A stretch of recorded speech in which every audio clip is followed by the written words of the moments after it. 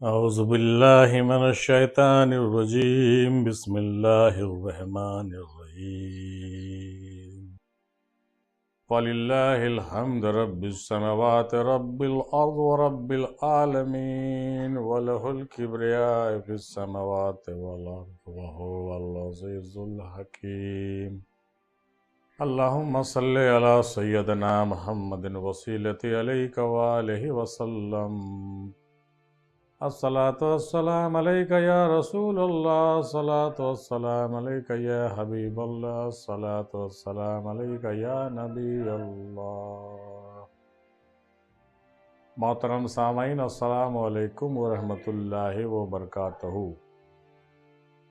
جناب حضرت وارث علی صاحب رحمۃ اللہ علیہ و رضوانہ ارشاد فرماتے ہیں، بے انتظامی تو عشق کا پیش خیمہ ہے۔ ہاں بالکل صحیح ہے، کہنا یہ چاہتے ہیں کہ عشق میں جب آدمی جو ہے محو ہو جاتا ہے تو انتظام اس کے ہاتھ سے نکل جاتے ہیں۔ یہ بات صحیح ہے، یہ بات تو ماننے والی بات ہے، چونکہ عشق کا جب غلبہ ہوتا ہے تو عقل وہاں پہ جو ہے کیا ہوتا ہے، بڑا فرسودہ ہو جاتا ہے اور وہ زیادہ اس پر اہمیت نہیں دیتا ہے۔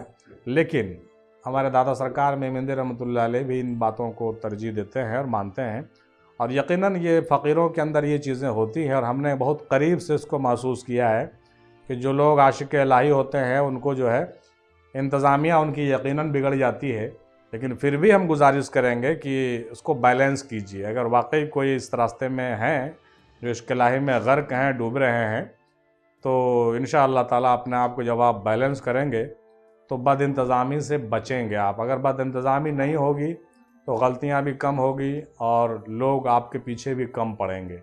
لیکن تھوڑا سا اگر آپ مائنڈ سیٹ کر کے تھوڑا سا گڈ مینجمنٹ کے ساتھ کام کریں گے، مطلب اچھے نظمی کے ساتھ کام کریں گے، تو فقرہ کی جو ہے کہیے کہ عزت بھی رہے گی اور اپنی بھی عزت بچ جائے گی اور بزرگوں کا بھی توہین نہیں ہوگی۔ ہم تو یہی چاہتے ہیں کہ ہم اس کو بیلنس بنائیں، اور آپ لوگوں سے بھی گزارش ہے کہ عشق اور انتظام کے ساتھ چلیں۔ بد انتظامی اچھی چیز نہیں ہے، البتہ وہ بد انتظامی گناہ بھی نہیں ہے، ٹھیک ہے، چونکہ جس کو ہوش حواس نہیں ہے اس پر تو کوئی پکڑ بھی نہیں ہوتا، لیکن جو ہوش میں ہے اس کو تو بھائی انتظامیہ دیکھنا پڑتا ہے کہ نہیں۔ بہرحال ان لوگوں پر ہم جو ہے لب کسائی نہیں کر سکتے ہیں، یقیناً یہ گستاخی ہوگا۔ جو اللہ کے ولی ہیں اور مست ہیں، اللہ تعالیٰ جو ہے ان کو خود سنبھالتا ہے، ہم ان پر کیا بات کر سکتے ہیں۔ لیکن جہاں تک ہم لوگوں سے بن پڑے، انتظامیہ کو بھی دیکھیں صحیح طریقے سے اور عشق کو بھی مضبوط کریں۔ طریقت کا ادب یہ ہے کہ جس شہر میں ایک رات بھی قیام ہو تو وہاں کے مشہور اہل اللہ کے مزار پر ضرور حاضری دینا چاہیے۔ حضرت وارث علی صاحب فرماتے ہیں کہ ضرور جو ہے کسی رات اگر کسی شہر میں قیام کرو تو وہاں کے مشہور بزرگ کے مزار پر جایا کرو، اس میں حکمت ہے۔ دنیا میں قابل تعریف وہ شخص ہے جس کے دل میں کسی کی طرف سے بغض اور کینہ نہ ہو۔ یہ رسول اللہ صلی اللہ تعالیٰ علیہ وسلم کی خاص سنت ہے، یعنی کسی کے طرف سے بھی بغض اور کینہ نہ ہو۔ اختلاف ہونا الگ بات ہے، مختلف موضوعات پر اختلاف ہونا الگ بات ہے، اور اس سے ٹکراؤ کی حالت پیدا ہونا بھی الگ بات ہے، اس کے سوالوں کو جواب دینا بھی الگ بات ہے، اس سے لڑنا بھی الگ بات ہے، اور یہ ساری باتیں جائز ہیں، لیکن یہ سارا کام صرف واسطے اللہ کے ہو، کسی نفرت بغض اور کینے کے وجہ سے نہیں ہو، دل کی برائی کے وجہ سے نہیں ہو، اور دشمنی دل میں نہیں اترے، بلکہ دشمنی جو ہے واسطے اللہ رسول کے زبان پر ہی ہو اور ظاہری طور سے ہی ہو۔ اندرونی طور سے اپنے دل کے اندر سے بغض اور کینہ کو پاک رکھنا چاہیے، ہاں، لیکن جہاں پر حق اور باطل کی بات ہے تو لڑنا بھی چاہیے، لیکن بغیر بغض اور کینہ کے لڑنا چاہیے۔ یقیناً یہ بات بہت ہلکا نہیں ہے، سننے میں تو بہت ہلکا لگتا ہے، لیکن بغیر بغض اور کینہ کے بہت کم ہی آدمی ایسا ہوتا ہے، بہت بڑلا لوگ ایسے ہوتے ہیں جو اختلاف کریں گے اور بغض اور کینہ نہیں ہوگا۔ یہ بہت ایسی بات ہے کہ جس طریقے سے حضرت شیخ سعدی یا کسی دوسرے بزرگ حضرت مولانا روم نے کیا ہی مزے کی بات فرمائی تھی کہ غیر دریا تخت بندم کر دئی باز میں گوئی کے دامن تر مکن ہوشیار باز، غیر دریا تخت بندم کر دئی बाज़मी गोई के दामन तर मकुन होशियार बास। इसका मतलब मफ़हूम ये हुआ कि दरिया में एक पटरे पर हमको बांध दिया है, टूटे हुए नाव के पटरे पर बांध दिया है और कह दिया कि खबरदार खबरदार तुम्हारा कपड़ा नहीं भीगे, खबरदार खबरदार पानी का छींटा नहीं पड़े। अब ज़रा बताइए, दरिया पर अगर आपको एक पटरा पर बांध दिया जाए और कह दिया जाए कि कपड़ा नहीं भीगे तो कितना सख्त मसला है। बस वही मसला राह सलूक में है। इस मामले को कहिए कि क्वालिफाई करने के लिए, इस मामले को अमल में लाने के लिए जो बात हज़रत वारिस अली साहब रहमतुल्लाह अलैह ने कह दिया है, और इसका जीरा हम इसलिए कर रहे हैं कि ये बहुत ही सख्त मसला है, कोई मामूली मसला नहीं है। यानी ये हुआ कि किसी के तरफ से बुग़्ज़ और कीना नहीं रखना कोई आसान बात नहीं है, बल्कि बहुत मुश्किल काम है। आप इस दुनिया में रह करके, इख्तलाफ की ज़िंदगी में जी करके, हक़ व बातिल के तमाम मामलात को समझ करके और हक़ के साथ देते हुए अगर आप जो है बातिल का इख्तलाफ करते हुए अगर आपके दिल में बुग़्ज़ और कीना नहीं है, तो आपसे बढ़ कर के बहादुर दुनिया में कोई नहीं है। ये बुज़ुर्गों के अक़वाल से भी वाज़ेह है और उनके वाक़यात से भी वाज़ेह है। जैसा कि हमने पहले भी ज़िक्र किया था, मौला अली मुश्किल कुसा अलैहिस्सलातु वस्सलाम के जंग के हवाले से कि जब उन्होंने जो है अपने एक दुश्मन पर गलबा पा लिया और उस दुश्मन ने जो है मुंह पर थूक दिया, तो आपने उसको कत्ल नहीं किया बल्कि उठ खड़े हुए और तलवार फेंक दिया। तो उन्होंने वाज़े तौर से ये बताया कि भाई हम तो तुमसे जो लड़ते हैं और तुमको मारते हैं ना, तो हम सिर्फ़ वास्ते अल्लाह रसूल के उसके अहकाम की पैरवी करते हैं। तुम्हारा हमसे कोई ज़ाती ना तो दुश्मनी है, ना तो हम तुम पर गुस्सा हैं, ठीक है, ना हम तुमसे नफ़रत करते हैं। कहने का मतलब कि हम तो जो भी करते हैं अल्लाह रसूल के हुक्म और ताबेदारी में करते हैं और अहकाम की पैरवी करते हैं, वास्ते अल्लाह रसूल के करते हैं। ज़र्रा बराबर तुम्हारे लिए हमारे दिल में नफ़रत नहीं है, बल्कि मोहब्बत ही है, कोई बुग़्ज़ कीना नहीं है। लेकिन जब तुमने हमारे मुँह पर थूक दिया था, तो ये जो मेरा जो कंसंट्रेशन था, जो हमारे ख़यालात थे, वो बदल गए। मतलब हमारे जहन में तुम्हारे लिए गुस्सा पैदा हो गया हमारे दिल में, और जब गुस्सा आ गया तो हमारे नफ्स की तरफ से ज़ाती हो गया और वो नफ़रत में तब्दील होने लगा। लिहाजा हमने अपने बातनी आँख से देख लिया कि ये लड़ाई अब वास्ते अल्लाह की नहीं रही, ये हमारी ज़ाती दुश्मनी बन गई है। तो हमने तुरंत इस्तग़फ़ार किया दिल में और हमने तलवार फेंक दिया। अल्लाहु अकबर। तो भाई ये जो है बात जो हम कर रहे हैं, यकीनन ये नए मुरीदों के समझ से बाहर है, लेकिन जो हमारे जय्यद बुज़ुर्गवार हस्तियाँ मेरी बात को सुन रहे हैं और जो पीर आज़ाम और स्कॉलर, जो फ़िलासफ़र जो हमारे बात को देख रहे होंगे, गौर कर रहे होंगे, तो ज़रूर उनको समझ में आ गया होगा कि ये बहुत ही टेक्निकल और मैकेनिकल बातें हैं और ये तसव्वुफ़ की वो गहरी चीज़ें हैं जिसकी पकड़ अगर किसी को नहीं हो तो इस रास्ते में ना तो चल सकता है, ना दूसरे को चला सकता है ना। कहने का मतलब कि हम इसको दोबारा कहना चाहेंगे कि बुग़्ज़ और कीना और नफ़रत के बग़ैर वास्ते अल्लाह और रसूल के जीना और मुखालफत भी करना और जवाब भी देना और ज़िंदगी में आगे भी बढ़ना, ये जो है बहुत बड़ी बात है। अल्लाह ताला हम लोगों को इसकी तौफ़ीक़ अता करे। ये रसूल पाक की सुन्नत है। बेमोहब्बत खुदा नहीं मिलता, इसलिए मोहब्बत करो साहब।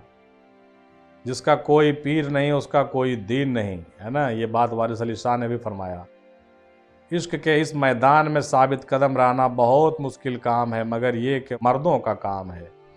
इश्क का काम मर्दों का होता है। इश्क इलाही में जीना और बेबाकी से जीना और इन चीज़ों का ख्याल रखना जिसका तज़किरा हमने किया है, ये जो है हल्का नहीं है और मामूली बात नहीं है साहब। रज़ा और तस्लीम के कूचे में जिसने कदम रखा उसका इख्तियार भी सल्ब हुआ। हाँ बिल्कुल, रज़ा और तस्लीम के कूचे में जब हमने कदम रख दिया फिर अपना इख्तियार कहाँ। फ़कीर ना तो दोस्त के लिए दुआ करता है, ना दुश्मन के वास्ते बद्दुआ करता है, क्योंकि दुश्मन तो दोस्त का पर्दा है। सब करतूत तो उन्हीं का है जिनका हर से में जलवा है। ये बात हमने पहले भी बयान फरमाई है। अगर मोहब्बत हो तो मस्जिद और मंदिर में एक शान नज़र आता है, ये बहुत बड़ी बात है। मोहब्बत में शैतान भी गैर नहीं होता है जी, मोहब्बत में शैतान भी गैर नहीं होता है। معرفت کی نگاہ جب کھل جاتی ہے تو سارا کرتوت انہی کا نظر آتا ہے۔ جو محبت میں برباد ہوا وہ حقیقت میں آباد ہوا۔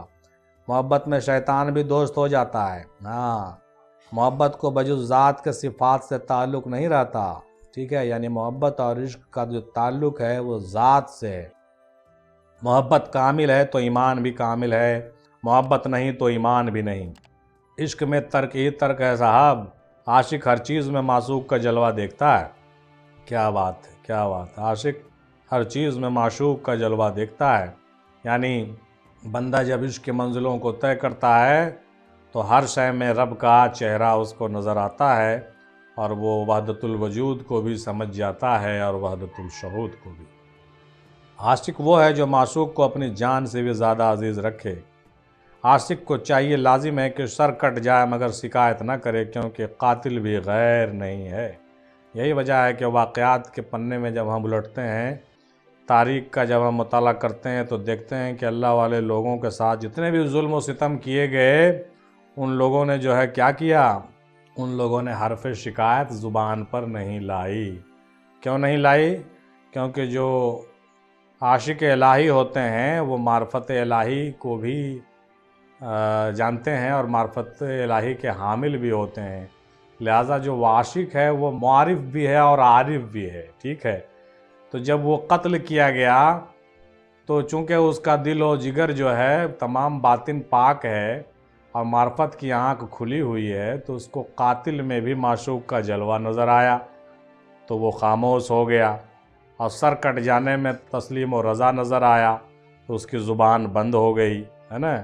کل ملا کر کے وہ شکایت کرنے کا کوئی جگہ نہیں ہے، بلکہ وہ اپنا مقدر سمجھ لیتا ہے اور اپنے حق میں اس کو بھلا جانتا ہے۔ لہٰذا دشمنوں کو شربت پلانے کا جو رواج مولا علی نے قائم کیا ہے، یہ ان تمام باتوں کی دلیل ہے کہ دشمن اپنے جگہ پر ہے، لیکن اس کے ساتھ جو سلوک ہے وہ یارانہ ہے۔ کیوں؟ کیونکہ قاتل بھی غیر نہیں، ٹھیک ہے۔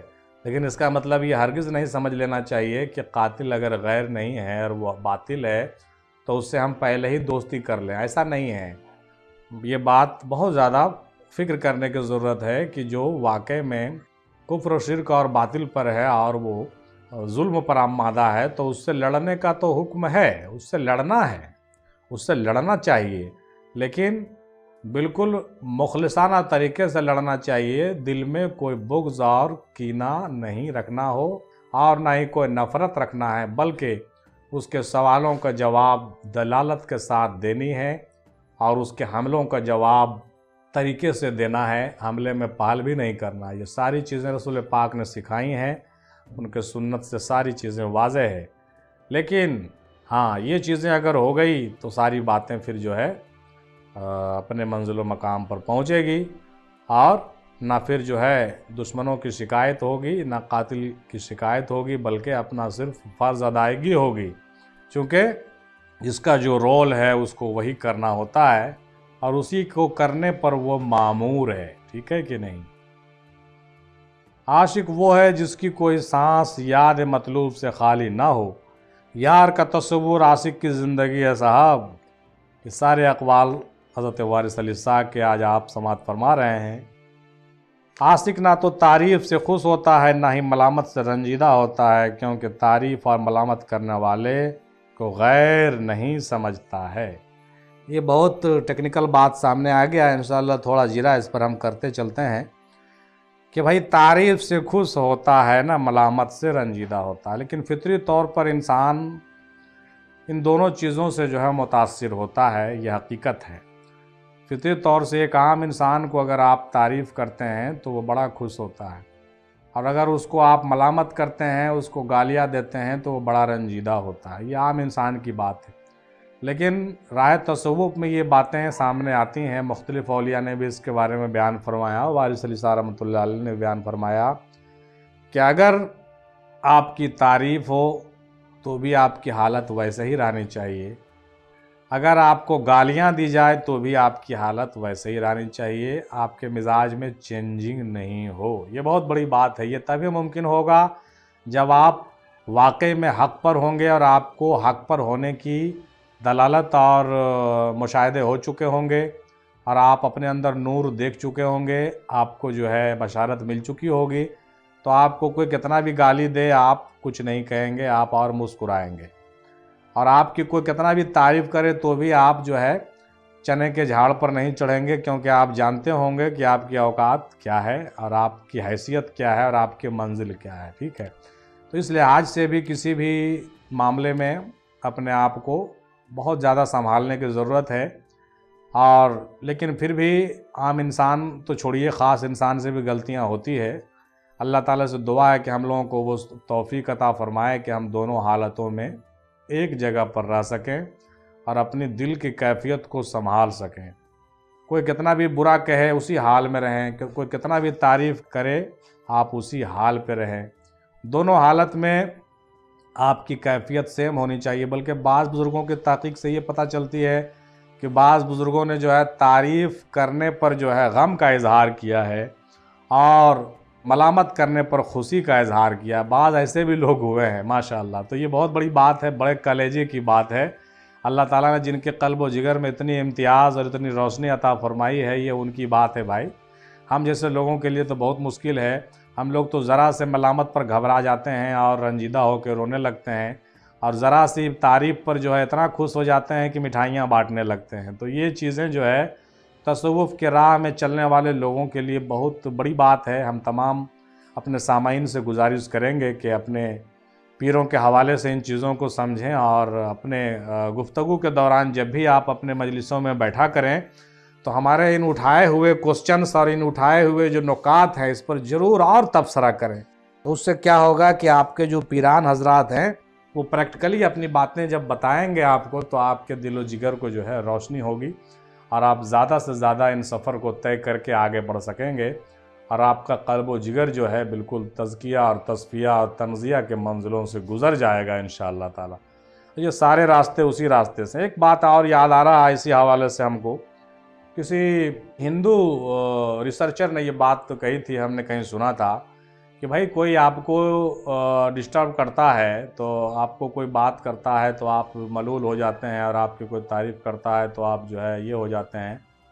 مطلب یہ ہوا کہ آپ نے جو ہے اپنا سب کچھ اس کے حوالے کر دیا ہے، یعنی آپ اپنے آپ کو کسی دوسرے کا غلام بنا کے رکھے ہوئے ہیں کہ وہ جو کہے گا اس پر آپ آدھارت رہیں گے، یعنی اس کے جملے اور اس کے کہنے پر آپ کی جو انرجی ہے، آپ کی جو سول پاور ہے، اگر وہ ڈسٹرب ہوتی ہے اور وہ اگر کہیے کہ اس میں جو ہے کوئی بدلاؤ پیدا ہوتا ہے، دیٹ مینس یہ ہوا کہ آپ دوسرے کے غلام ہیں، آپ اپنے آپ پر بھی قابو نہیں رکھ سکتے ہیں، آپ اپنے آپ پر بھی قائم نہیں ہیں، یقیناً آپ نے اپنے آپ کو نہیں پہچانا۔ بہت اچھی بات انہوں نے کہی تھی کسی ریسرچر نے، ماشاءاللہ بہت، یعنی آپ نے اپنے آپ کو دوسرے کے حوالے کر دیا ہے، جو آپ اس کے باتوں سے ڈسٹرب ہو گئے، یعنی آپ جو ہے دوسرے کے باتوں سے ڈسٹرب نہیں ہوں، اور کوئی حق نہیں بنتا ہے کسی کو کہ آپ کو ڈسٹرب کر دے۔ آپ اتنے کمزور کیسے ہو گئے؟ یعنی تم اتنے کمزور مت رہو کہ کوئی تم کو اپنی زبان سے اور اپنی بات سے تم کو جو ہے متزلزل کر دے، یہ بالکل صحیح نہیں ہے۔ تم اپنے آپ پر کمانڈ رکھو اور اپنے آپ کو جو ہے اس طریقے سے پہچانو کہ ہر وقت اپنے اندر نور کو دیکھتے رہو، اپنے آپ کو اس قدر پہچانو کہ اپنی روشنی اور اپنی سختیوں سے جو ہے بھرے رہو، تاکہ کسی کی مجال نہیں کہ آپ کو کوئی چھیڑ چھاڑ کر سکے، یعنی آپ دوسرے کو متاثر کیجیے، آپ کو کوئی متاثر نہیں کر سکے۔ ماشاءاللہ کیا بات ہے، بزرگوں کی یہ باتیں جو ہے دل و جگر کو روشن کر دیتی ہے اور روحانیت کو بالکل مقوی کر دیتی ہے، اور روحانیت جو ہے تر و تازہ ہو جاتا ہے۔ اللہ تعالیٰ سے دعا ہے کہ ہم لوگوں کو ان چیزوں کو سمجھنے کی توفیق عطا فرمائے۔ آئیے آگے بڑھتے ہوئے دو چند اقوال حضرت وارث علی صاحب رحمۃ اللہ علیہ صاحب فقر کی سنتے ہیں۔ ایک زمانہ ایسا بھی ہوتا ہے کہ عاشق نہ تو ہجر کی شکایت کرتا ہے، نہ ہی وصل کا شکوہ کرتا ہے۔ یقیناً عاشقوں کے راہ میں جو ہے نہ جدائی کا غم ہے، نہ ملاقات کی جو ہے زیادہ خوشی ہے، یعنی اس کی جو حالت ایسے ہوتی ہے کہ وہ اپنے حال میں جو ہے مست ہوتا ہے۔ یہاں پر پھر دیکھیے حضرت اقبال کا وہ شعر یاد آ رہا ہے، گنگنائے بغیر آگے نہیں بڑھ سکتے ہم، سراپا حسن بن جاتا ہے تیرے حسن کا عاشق، سراپا حسن بن جاتا ہے تیرے حسن کا عاشق، بھلا ایسا بھی ہے کوئی زمانے کے حسینوں میں، بھلا ایسا بھی ہے کوئی زمانے کے حسینوں میں۔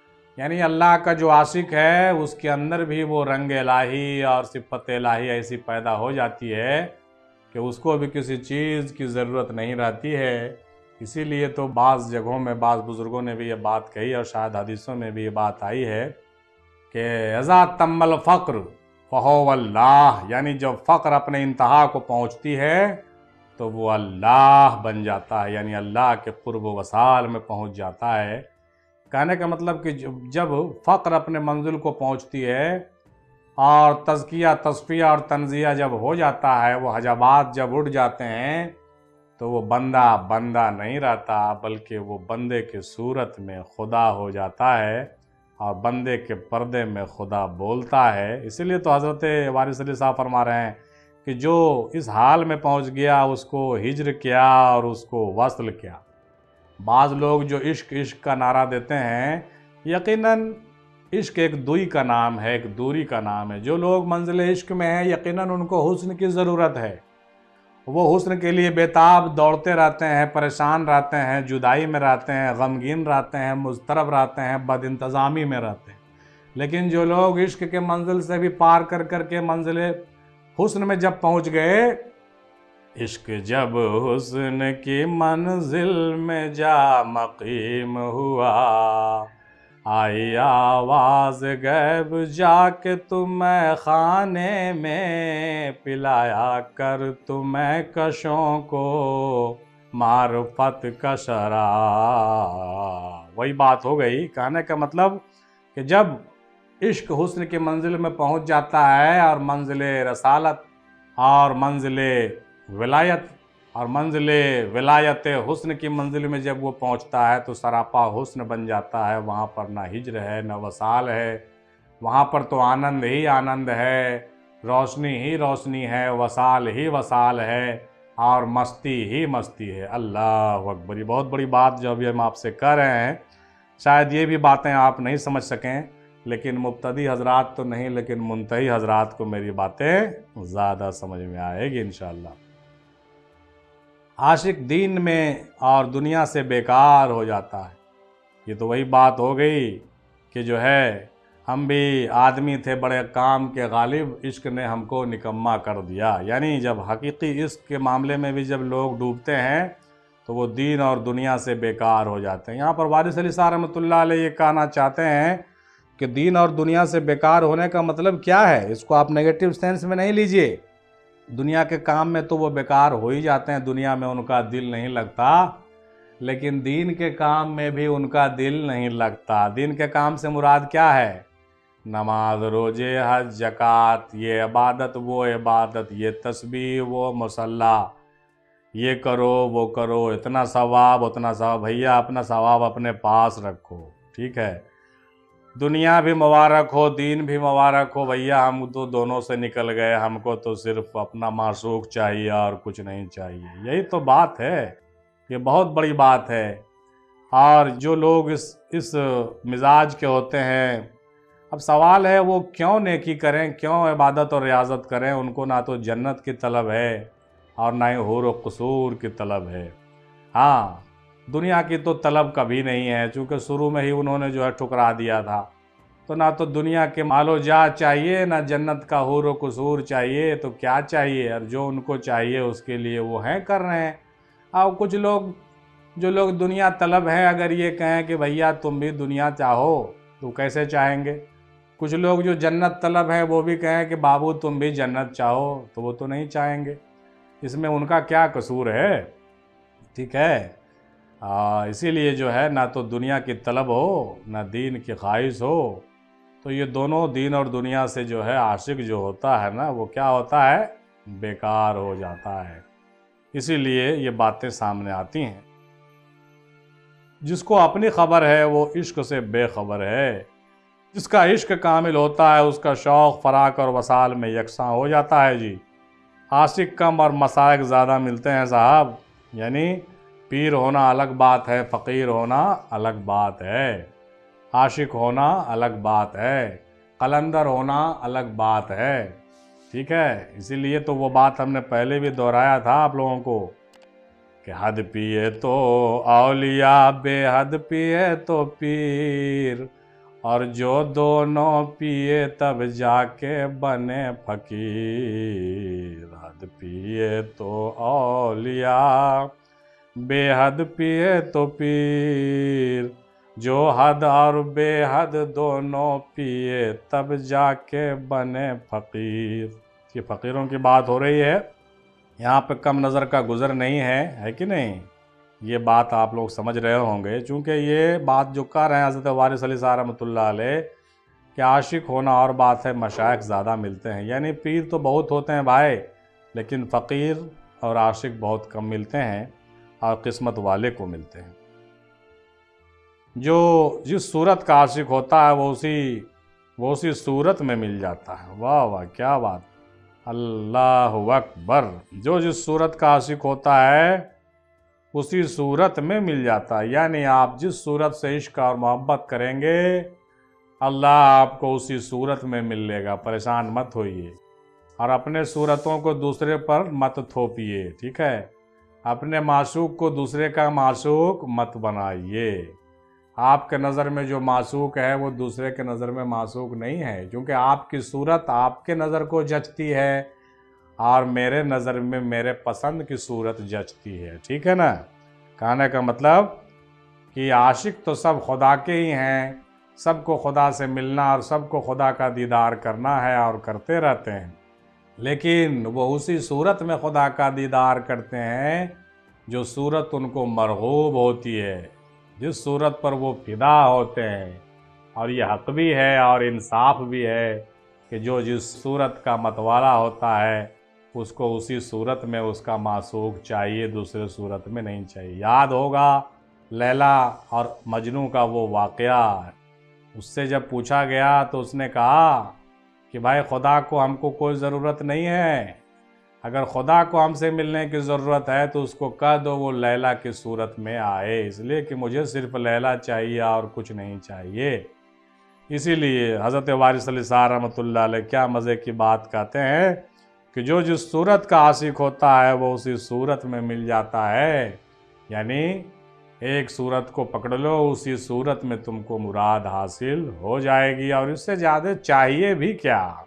ہاں لیکن ایک بات جو ہے ہم ضرور مرکز افضلیہ کے بینر تلے کہنا چاہیں گے کہ صورت اور صورت پرستی سے بھی آگے بڑھنے کی سوچیے صاحب، ٹھیک ہے، چونکہ تمام صورتیں اسی بے صورتی نے پیدا کی ہیں اور اسی بے صورتی سے تمام صورتیں نکلی ہیں، تو اس سے آگے بھی سوچیے اور اس منزل و مقام پر بھی پہنچیے جہاں پر تمام صورتیں جو ہے ختم ہو جاتی ہیں، بے صورتی باقی رہ جاتی ہے، اور اس مقام پر بھی پہنچیے جہاں پر بے صورتی جو ہے ایک انوکھا صورت لے لیتا ہے۔ ماشاءاللہ، سبحان اللہ۔ امید ہے میرے کچھ اشارات کو آپ سمجھ رہے ہوں گے۔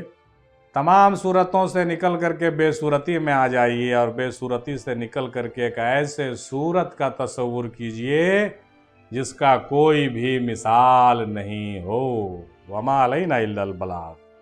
لیکن دو چند باتیں اور اس میں انکلوڈ ہم کر دینا چاہتے ہیں۔ حضرت وارث علی صاحب رحمۃ اللہ علیہ فرما رہے ہیں کہ اسی ذکر سے فائدہ ملتا ہے جو کہ بے غرض اور بے مفاد کیا جائے۔ بالکل صحیح ہے، ذکر تو کرو لیکن بے مفاد کرو بھائی، ایسا تھوڑی ہے کہ ذکر کرو گے دوسرے مراد کے لیے تو ذکر ہوگا نہیں ہوگا۔ جو اپنے کام کو خدا کے سپرد کر دیتا ہے خدا اس کا کام بنا دیتا ہے۔ یقیناً جس نے جملہ واردات اور واقعات کا فاعل حقیقی خدا کو جانا وہی در حقیقت موحد ہے، یعنی سب کا کرتا دھرتا ایک ہے صاحب، ایک ہے۔ قل اللہ احد۔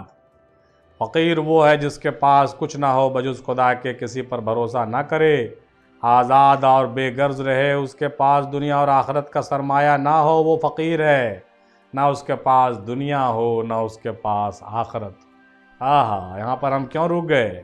کیونکہ بات فقیر کی آ گئی ہے، یعنی دنیا نہیں ہو تو کوئی بات نہیں، آخرت بھی آپ کے پاس نہیں ہو، یعنی آخرت کے لیے بھی آپ نے ذخیرہ نہیں رکھا ہو، ٹھیک ہے، آخرت کے لیے بھی آپ کو جمع نہیں کرنا ہوتا ہے، تو جو دنیا بھی نہیں جمع کرتا، آخرت بھی جمع نہیں کرتا، وہ فقیر ہوتا ہے، وہ پورا خالی ہو جاتا ہے۔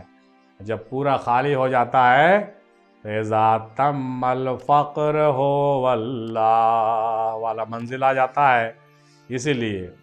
اسی لیے یہ باتیں جو ہے فقیری کی ہو رہی ہیں، یہ باتیں عشق کی ہو رہی ہیں اور باتیں معرفت کی ہو رہی ہے۔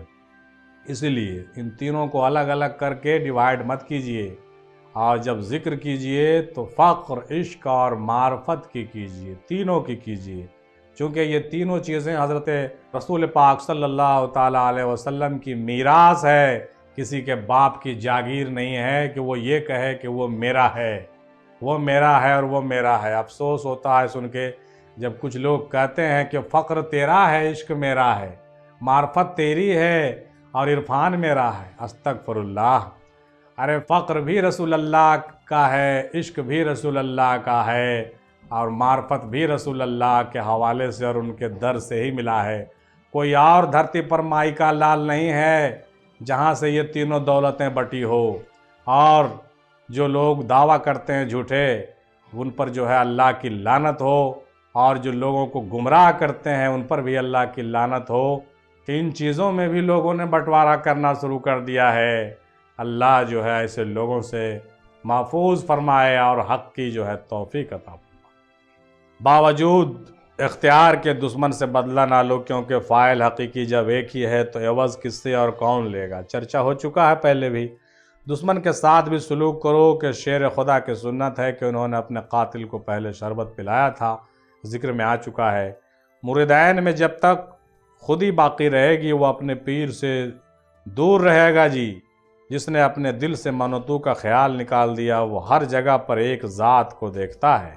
جس نے اپنے دل سے منوتو کا خیال نکال دیا یقیناً وہ ہر جگہ پر ایک ہی ذات کو دیکھے گا، اور اس کو ذات کی جب پہچان ہو جائے گی تو پھر وہ ذات کو پہچان لے گا تو اس کو معرفت بھی نصیب ہوگی، اس کے اندر عشق بھی پیدا ہوگا، اور وہ اپنے منزل فقر کو پایہ تکمیل کو پہنچائے گا۔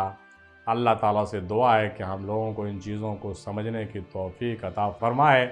حضرت وارث علی صاحب رحمۃ اللہ علیہ کے خاص صدقے طوفیل وسیلے سے، ان کے روحانی فیوز و برکات سے، اور دادا سرکار میں مہندی رحمۃ اللہ علیہ کے خاص فیض و کرم کے حوالے سے ہم لوگوں کو عشق، فقر اور معرفت کی سمجھ ہو، اور ہم لوگوں کے اندر جو ہے وہ بقائے سرمدی حاصل کرنے کی توفیق عطا ہو، وہ فنا بقا کی منزل سے گزرنے کی توفیق عطا ہو، اور تصوف کے ان باریکیوں کو سمجھنے کی توفیق عطا ہو، اور اپنے مشن میں بھی کامیاب ہوں اور اپنے مقصد و حصول کو حاصل کریں اور منزل و مقصود پر پہنچیں۔ آمین ثم آمین۔ وما علینا الا البلاغ، وآخر دعوانا الحمدللہ رب العالمین۔